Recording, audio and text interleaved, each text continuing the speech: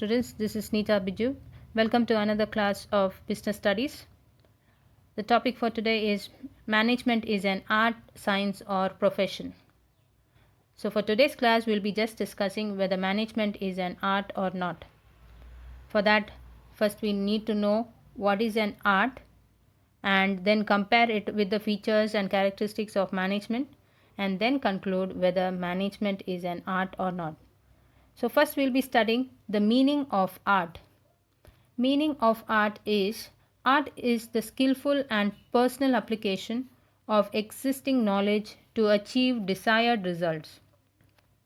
It is acquired through observation and experience. So art is a talent. Art is something which everybody cannot possess, and it is possessed through the course of time. It is through thorough practice. And you can present your art in personal application. It's nothing but you can demonstrate and present your art in your own individual manner. Whatever theory, whatever knowledge you have, whatever was put into papers, you put into practice in order to become expert in that particular field. For example, it may be dancing, it may be singing, it may be painting, it may be speaking, it may be acting, whatsoever. You get the desired results. It is acquired through observation and experience. It's not that easily acquired just in few minutes or few months. It is through the course of time is too long.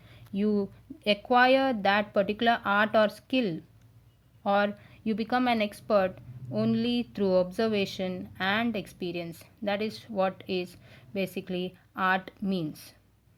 So now we'll study about the features of an art and then check out whether it is matching up with the features of management or not.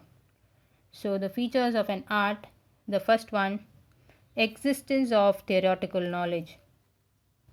The second one, personalized application.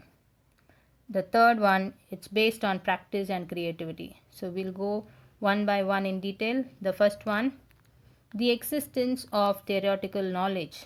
So here, art presupposes the existence of certain theoretical knowledge. It's nothing but every art has some literature. Every art has some theory behind it, and that is put into practice. And that is what is existence of certain theoretical knowledge. Everything is put in papers, everything has theory, and that is put into practice. That is what is theoretical knowledge. And experts in their respective area have derived certain basic principles which are applicable to a particular form of art. It's nothing but repeatedly when they do the same thing, experts, they become an expert and they come to a conclusion and they prepare or line up or list up certain basic principles for it, and that is applicable in every form of art. For example, literature is available in dancing, literature is available in public speaking, literature is available in acting or music.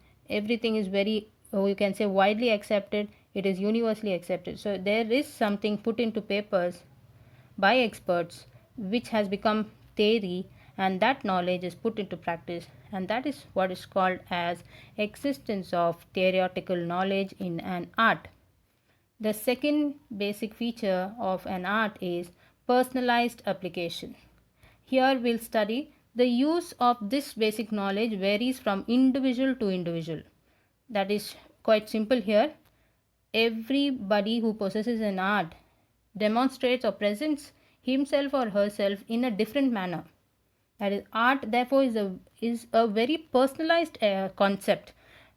Personalized means individually in your own way you can present it, you can demonstrate it. For example, you have two dancers, they are coming under the same choreographer, they are taught dance, they have learnt dance from the same choreographer, but the way the two dancers do or present their dance, perform their dance is entirely different.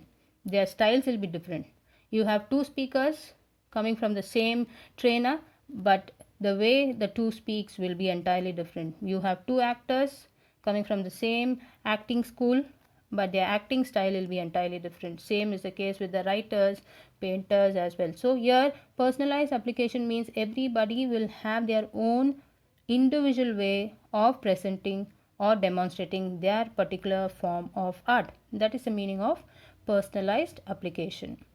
Now we have the third feature of art, that is based on practice and creativity. Here, all art is practical. Practical means every theory has to be put into practice. Only then you become an expert. Every art is practical. You have to practice it in order to develop your skill. Art involves the creative practice of existing theoretical knowledge. That is what I said. Every theory, whatever is put into papers, whatever is put into text and principles, should be actually practiced. Only then it becomes an art. If you don't practice, then it is not called as an art. So the way you put it is what nothing but art is a practice. You develop it through thorough practice and you become an expert in that particular field. And then it is creativity. For example, you have music. Music is based on 7 basic notes. But when you give these 7 basic notes to a music composer, he makes use of these notes in a very different and innovative manner. Creative manner means something differently, something in his unique manner, and this is what is called as an art. This is what is called as a creativity. So this is what is based on practice and creativity. You develop art through thorough practice, and then you develop art through creativity. You put it in a different and unique manner. That is what is called as based on practice and creativity. So now we have to match up and we have to compare both, that is management features and art features, whether it is styling or not, and then conclude whether management is an art or not. So here, a successful manager practices the art of management in the day-to-day job of managing an enterprise based on study, observation and experience. So here you can see a manager practices the art of management. So even management is a form of art. It's very clear here. Management is also a form of art. He practices it in his day-to-day, that is situation in an enterprise, and he has got that skill, he has got that talent, he has got that art by thorough study, by thorough observation, and by through his experience. It's not coming just by the blink of eyes. It takes time to become an expert. So here there are various theories of management that is propounded by many management experts which prescribe certain universal principles. The manager applies these theories and body of knowledge in the given situation in his own unique manner. A manager works with the combination of practice, creativity, imagination and innovation. So you can see here almost all the features of art is matching up with the features of management. Here you can see management experts have put something into papers, they have come to certain conclusion and they have prescribed it as principles of management, and these principles are universally accepted and it is practiced till this day and it will be practiced in future as well. And this is what is nothing but universal principles, and these theories are applied by the managers according to their knowledge, according to the given situation, in their own unique manner, in their individual manner, in their creative manner. And that is what is the combination of practice. Practice makes man perfect. Creativity, something innovative, something new, something different, and imagination and innovation. So all these are somewhere matching up with the features of an art. Then a manager applies this acquired knowledge in a personalized and skillful manner in the given situation, and this gives rise to different styles of management. Of course, managers may be coming from the same management school as I told you earlier, but two different managers, they are appointed in two different places. One person is appointed as a manager of a restaurant and the other person is appointed as a manager of an organization. So do you think their mannerism will be same? Never. They are coming, though they are coming from the same management school, the way they demonstrate their management in a given situation, the way they acquire, how they have acquired their knowledge, they put it in a personalized and a skillful manner, in a unique manner, and that is why we have different styles of management, namely autocratic, democratic, laissez-faire, free run. All these are different types of management styles because it is nothing but personalized application in a skillful manner. In a given situation, a manager have to act accordingly. So therefore, Now we can come to a conclusion that it's very clear. Good managers are committed and dedicated, highly trained and educated, having qualities such as self-motivation, creativity and imagination. Nothing but self-motivation, creativity and imagination. They are matching up with the features of an art. What makes a manager successful or unsuccessful is the ability to put the principles of management into practice, because management practices are based on the same set of principles.